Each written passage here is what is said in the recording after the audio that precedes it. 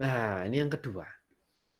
Kita belajar dari amarah Laban. Nah, ini menarik sekali. Ini menarik. Tadi mungkin sudah disinggung sedikit sama Ko Peter ya tentang hal ini. Ini menarik. Perikop malam hari ini dibuka termasuk juga dengan 20 ayat 23 ini. Ya kan? Jadi Laban mau mengejar Yakub dan dibawanya lah sanak saudaranya bersama-sama. Maksudnya apa? Maksudnya apa? Menurut saya ini sangat jelas sekali maksudnya. Jumlah sanak saudaranya yang lebih banyak akan memberinya keuntungan yang pasti dalam pergumulan dengan Yakub. Ini maksudnya. Jadi dari sini jelas tujuan tujuan Laban ngejar Yakub itu untuk ngeroyok Yakub, untuk menghajar Yakub, untuk memperangi Yakub. Itu jelas sekali di sini. Tujuannya maka di bawah sanak saudaranya. Sedangkan yang bersama-sama Yakub itu cuma keluarganya. Cuma keluarganya. Dan hamba-hambanya, budak-budaknya, onta-ontanya gitu. Tapi sini jelas. Tujuan Laban mengejar Yakub adalah untuk mengkeroyok Yakub, untuk memperangi Yakub. Maka di ayat ke-29 Yakub bilang, "Aku ini berkuasa untuk berbuat jahat kepadamu." Yakub bilang begitu. Nampak saja. Jadi ini sebenarnya kok kita coba masuk, ya ini mengerikan sekali kondisinya. Bayangkan kita berada dalam kondisinya Yakub. Oh, ini mengerikan sekali. Kita dikejar dengan pasukan yang banyak. Ya. Tapi next, kita lanjut. Ternyata apa? Tuhan intervensi. Tuhan campur tangan. Pada waktu malam datanglah Allah dalam suatu mimpi kepada Laban, orang Aram itu. Serta berfirman kepadanya, jagalah baik-baik supaya engkau jangan mengatai Yakub dengan sepatah kata. Dalam Targum Jonathan itu diberi tambahan, diberi keterangan tambahan begini. And there came an angel with a word from before the Lord, and he drew the sword against Laban. Ya, entah ini benar memang Allah itu mengarahkan pedangnya kepada Laban atau tidak. Tapi kita bisa pelajari ini. Kita bisa pelajari bahwa nadanya Allah, jagalah baik-baik supaya engkau jangan mengatai Yakub sepatah kata pun. Nadanya Allah ini mengancam Laban. Ya, jadi kelihatan sekali di sini kita bisa lihat bahwa Allah itu mengancam Laban. You hati-hati Laban ya. Awas kamu. Sampai kamu mengata-ngatai Yakub, awas, kira-kira begitu. Dan kata sepatah kata pun itu dalam bahasa Inggris nih, from good to evil. Dari baik ke jahat. Artinya apa? Laban tidak boleh berkata kepada Yakub bahwa kamu salah, kamu tidak baik, kamu sudah melakukan kesalahan, kamu sudah melanggar hukum. Nggak boleh. Itu yang Tuhan mau bilang. Bahwa jangan mengatai Yakub sepatah kata pun. Jangan menghakimi Yakub sepatah kata pun. Kamu nggak boleh bilang apa yang dilakukan Yakub ini salah, benar atau apapun. Nggak boleh. Awas kamu. Wah, ini nampak sekali. Makanya kalau kita banyak baca teks, kita akan bisa makin ngerti apa ya, suasana environment-nya saat itu. Ini bagus sekali. Nah, maka dari itu ketika Laban menjumpai Yakub, tadi yang bilang Ko Peter ya, mungkin di sini Laban playing victim, gitu ya, Laban playing victim. Tapi ini menarik. Laban berkata kepada Yakub, apa yang kau perbuat ini? Maka engkau mengakali aku dan mengangkut anak-anakku perempuan sebagai orang tawanan. Laban yang sebelumnya intensinya jelas dari awal. Dia mau mengkeroyok Yakub, dia mau memperangi Yakub. Tapi saat Laban berjumpa dengan Yakub, apa yang dia bilang? Loh kamu ini kenapa? Kok begitu? Kok kamu tiba-tiba ngambil anak-anakku ini? Kan begitu. Maka di sini Santo Yohanes Chrysostom mengatakan demikian. Lihat.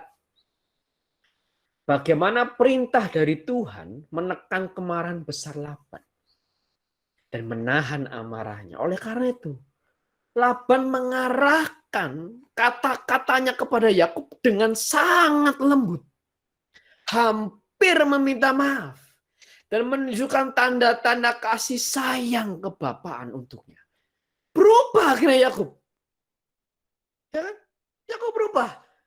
Yang intensi awalnya mau menghajar, mau memperangi, dia berubah. Kebapaannya muncul. Ini kata 1 Yohanes Chrysostom. Begitu. Ini kata 1 Yohanes Chrysostom. Nah, maka dikatakan begini. Nah, setelah itu dikatakan begini, selama 20 tahun ini lalu Yakub yang bilang, ya. Lalu Yakub ngomong gini, selama 20 tahun ini aku bersama-sama dengan engkau. Sebentar ya, saya mau cek sedikit. Oke, benar. Maaf. Ya, kita sedikit ke sini dulu sedikit ya. Jadi kita bisa lihat di sini. Ya, perjumpaan Laban dengan Allah itu mengubahkan Laban. Yang awalnya mau menyergap Yakub, mau menghajar Yakub, mengkeroyok Yakub, dia berubah. Kebapaannya muncul. Loh, kamu ini kenapa? Gitu. Kok nggak izin dulu sama aku? Kok tiba-tiba ngangkut semua istri-istrimu ini? Muncul. Ini menarik sekali. Nah, lalu setelah itu ya ini ya, Yakub berapologetik kira-kira begitu. Yakub bilang, loh, selama 20 tahun ini, 20 tahun Yakub bertahan. Aku bersama-sama dengan engkau. Domba dan kambing betinamu tidak pernah keguguran dan seterusnya gitu ya. Terus mereka yang diterkam hewan buas pun aku sendiri yang menggantinya. Tapi yang mereka dicuri orang, engkau tuntut daripada aku. Ya kan, panas, terik, kedinginan malam itu aku jalani. Untuk apa? Menjaga domba-dombamu. Gitu. Maka di sini dikatakan, 39 fokus ayatnya. Laban bertindak bertentangan dengan adat dan keadilan. Kenapa? Karena ini. Nah, di dalam teks ini, Undang-Undang Hammurabi Kode Hammurabi, Undang-Undang Hammurabi, dituliskan begini. Ini temuan arkeologi yang sejaman. Sebenarnya ini setelah sih beberapa ratus tahun, sekitar 200 tahun setelah zaman Yakub. Tapi ini masih dekat sekali. Katakan begini, jika dalam kandang domba suatu tindakan dewa telah terjadi, atau seekor singa telah membunuh gembala, membunuh kawanan domba maksudnya, gembala harus membersihkan dirinya dari hadapan dewa. Dan apa? Pemilik kandang harus menerima kerugian. Ya kan? Pemilik kandang harus menerima kerugian. Maka Yakub tidak wajib untuk mengganti domba-domba yang diterkam hewan buas. Domba-domba yang hilang tidak wajib. Tapi Yakub melakukan lebih daripada seharusnya. Ini tulus sekali, luar biasa. Yakub ini tulus sekali, mantap lah. Ini orang punya karakter bagus sekali Yakub ini karakternya. Bagus sekali sebenarnya. Saat dia berada di rumah Laban yang mungkin mengalami proses luar biasa, karakternya bagus sekali. Gitu ya. Ini jauh dari kata penipu kalau kita mengacu pada kisahnya pada Esau itu. Esau bilang, oh pantas namanya dia Yakub tuh karena dialah penipu gitu ya. Ini jauh sekali dari kata penipu, tapi Yakub kelihatan sekali excellent-nya. Minggu lalu kita udah bahas kejeniusannya, kepekaannya, relasinya sama Tuhan, mantap. Dan kehidupan sulit seorang gembala yang digambarkan sini adalah otentik. Nah, niat dan hukum serupa dari kode timur dekat kuno, Near East sebenarnya, timur dekat gitu ya daerah Mesopotamia. Jika penjaga hewan pemilik dapat menunjukkan bukti bahwa hewan itu dibunuh oleh binatang buas, ia dibebaskan dari membuat restitusi. Artinya itu Yakub tidak wajib untuk menggantinya. Yakub bahkan tidak mengklaim hak ini. Tapi lihat, Laban menuntut. Maka dikatakan di sini Laban bertindak bertentangan dengan adat dan keadilan. Kita makin kelihatan sekali ya karakter Laban ya. Seperti apa sebenarnya aslinya jeleknya. Kita minggu lalu juga sudah bahas banyak tentang ini. Nah, maka lanjut. Dan akhirnya apa yang dilakukan Laban? Oke lah. Mari sekarang. Marilah kita mengikat perjanjian. Aku dan engkau supaya itu menjadi kesaksian antara aku dan engkau. Dan di sini Laban bilang, Allah Abraham dan Allah Nahor, Allah ayah mereka kiranya menjadi hakim antara kita. Nah, mulailah berubah lagi Laban. Gitu ya. Dia membuat perjanjian. Akhirnya. Dan di sini Santo Yohanes Krisostom mengatakan apa? Laban secara bertahap diperkenalkan pada pengetahuan tentang Tuhan. Ya, pria yang sebelumnya mengajukan tuduhan pencurian dewa rumah tangganya terhadap orang baik dan melakukan pencarian yang begitu dekat, sekarang berkata, karena tidak ada yang mampu bertindak di antara kita. Jika terjadi sesuatu nanti, biarkan Allah bertindak sebagai saksi di antara kita untuk menyaksikan apa yang sekarang sedang kita lakukan. Dia hadir, orang yang melihat segalanya, yang perhatian tidak dapat lepas dari apapun yang membaca pikiran setiap orang. Jadi dalam sini Laban bertahap makin kenal dengan Allahnya Yakub. Makin kenal ini mantap sekali. Akhirnya endingnya bagus sekali. Saya suka sekali ending ayat ke-55, ayat terakhir dari perikop malam hari. Bagus sekali. Keesokan harinya pagi-pagi Laban mencium cucu-cucunya. Ini indah sekali. Bagus sekali. Ini mantap sekali. Kita kalau masuk dalam cerita gitu, merinding saya. Bagaimana Laban yang awalnya ini dia dengan marahnya dia tujuannya mau ngeroyok Yakub gitu ya. Tapi di akhir dengan luar biasa. Dia cium cucu-cucunya. Dia cium anak-anaknya, istri-istri Yakub dia cium, dia memberkati mereka. Ini bagus banget. Akhirnya Pak Laban pulanglah dia ke tempat tinggalnya. Wah, ini penutup nih bagus nih, indah sekali. Bagus sekali. Dan di sini ya Santo Yohanes Krisostom mengatakan apa? Apakah Anda lihat, terkasih, kebijaksanaan besar Tuhan dalam menunjukkan perhatiannya kepada orang baik. Serta pada saat yang sama menghalangi orang lain dari ketidakadilannya. Dan dengan melarang berbicara jahat kepada Yakub, membawa secara bertahap ke jalan pengetahuan tentang Tuhan. Meskipun Laban mondar-mandir seperti binatang buas yang berniat menjerat dan menghancurkannya, itu ya, di ayat 23 dia jelas ya, dia membuat alasan. Mencium putri dan putra mereka, mengucapkan selamat tinggal dan kembali ke rumah. Bagus banget. Dan Santo Yohanes Krisostom menyimpulkan hal ini begini. Luar biasa kebaikan Tuhan katanya. Jangan mencoba, bahkan dengan kata-kata untuk melecehkan Yakub katanya. Tapi jaga dirimu. Ya, ini kira-kira perkataan Allah ini. Jaga dirimu, periksa serangan jahatmu, tekan arahmu, kendalikan pikiranmu yang mendidih. Dan tahanlah melecehkannya, bahkan dengan kata-kata. Perhatikan. Saya minta kepada Anda, cinta kasih Tuhan. Alih-alih meminta Laban kembali ke tempatnya sendiri, dia hanya mengarahkannya tidak menyampaikan kata-kata kasar atau keras kepada orang baik itu. Apa alasan untuk itu? Bagi orang yang baik untuk belajar pada kenyataan dan melalui pengalaman, tingkat perhatian yang diberikan oleh Tuhan, Anda tahu, seandainya Laban berbalik. Jadi Santo Yohanes Krisostom bilang gini, seandainya Laban tidak mengejar Yakub, maka bagaimana Yakub dan istri-istrinya tahu bahwa Tuhan menyertai mereka? Maka Tuhan mengizinkan Laban untuk datang dengan sanak saudara yang banyak itu. Dan dari bibirnya sendiri untuk mengakui kata-kata yang diucapkan oleh Tuhan kepadanya. Dia melakukannya agar apa?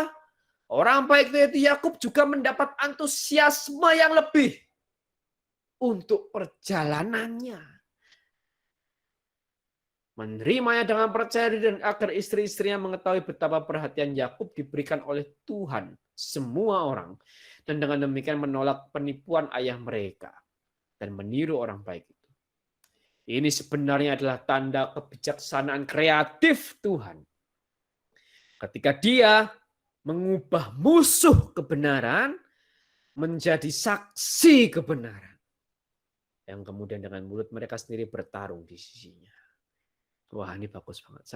Saya suka sekali kalau membaca tafsiran Santo Yohanes Chrysostom ya. Keren banget menurut saya. Mantap memang.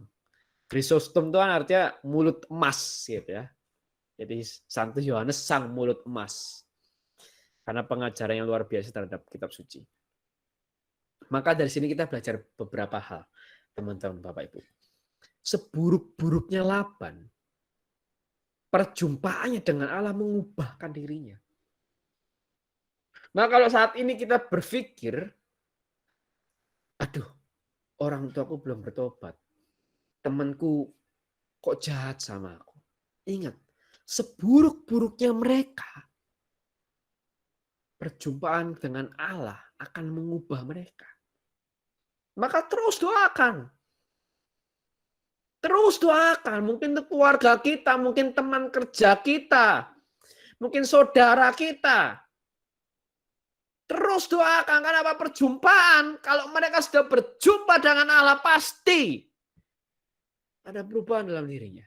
Dan mungkin kalau kita saat ini kita merasa, aduh aku masih jelek, aku masih buruk, banyak hal buruk dalam diriku. Ingat, seburuk-buruknya Anda, seburuk-buruknya saya. Ketika kita mengalami perjumpaan dengan Allah, itu mengubahkan diri kita. Maka pertanyaannya untuk kita secara pribadi, sudahkah kita mengejar untuk menjumpai Allah? Kalau kita hanya mau berubah tapi kita tidak mengejar menjumpai Allah, gimana caranya? Karena banyak sekali orang yang mau berubah, mau. Tapi tahu gimana caranya? Nggak tahu. So, orang itu perlu pertolongan ilahi. Kasus Laban bersyukur. Tanpa Laban mengejar Allah, Allah menjumpai Laban. Tapi belum tentu dengan kita. Mungkin Allah pengen kita mengejar Allah dulu, baru Allah menjumpai kita. Tapi ingat, seburuk-buruknya Laban, seburuk-buruknya orang lain, bahkan seburuk-buruknya kita, perjumpaan dengan Allah dapat mengubahkan mereka, dapat mengubahkan kita, dapat mengubahkan teman-teman Bapak Ibu, dan dapat mengubahkan saya. Dan sini kita belajar Yakub memenangkan perkara ini bukan hanya karena pertolongan ilahi, tapi juga karena karakter dan sikapnya. Ya, ini jelas sudah kita bahas, berminggu-minggu kita bahas tentang hal ini. Ini sangat jelas sekali. Lalu yang ketiga, Tuhan izinkan Laban untuk mendatangi Yakub. Tapi mengubah niat Laban. Ya, supaya apa? Laban menjadi pendorong yang kuat bagi Yakub melanjutkan perjalanannya. Nah, mungkin saat ini kita sedang menghadapi Laban-Laban dalam hidup kita. Kita sedang menghadapi masalah, kita sedang menghadapi suatu ancaman dalam hidup kita. Mungkin itu pekerjaan, mungkin dalam pelayanan, dalam keluarga. Tapi Tuhan izinkan Laban-Laban kita datang. Tuhan izinkan kesusahan-kesusahan kita datang. Tapi yakin percaya dalam nama Yesus, Tuhan ubahkan semuanya itu. Dengan tujuan mendorong kita untuk makin kuat melanjutkan perjalanan kita. Entah itu dalam pekerjaan, entah itu dalam pelayanan, dalam panggilan Tuhan. Justru Laban-Laban dalam hidup kita wajar. Malah Tuhan izinkan. Tapi kalau kita tetap setia, kita tetap bertahan, kita tetap berdoa, mengandalkan Tuhan, karakter kita tetap baik, sikap kita tepat, Tuhan pasti akan ubahkan Laban dalam hidup kita. Malah menjadi pendorong yang kuat bagi kita untuk melanjutkan perjalanan hidup kita. Haleluya. Luar biasa. Ini mantep banget. Mantep banget. Suka banget saya dengan berikut malam hari ini. Mantep banget. Itu poin yang kedua. Kita belajar dari amarahnya Laban.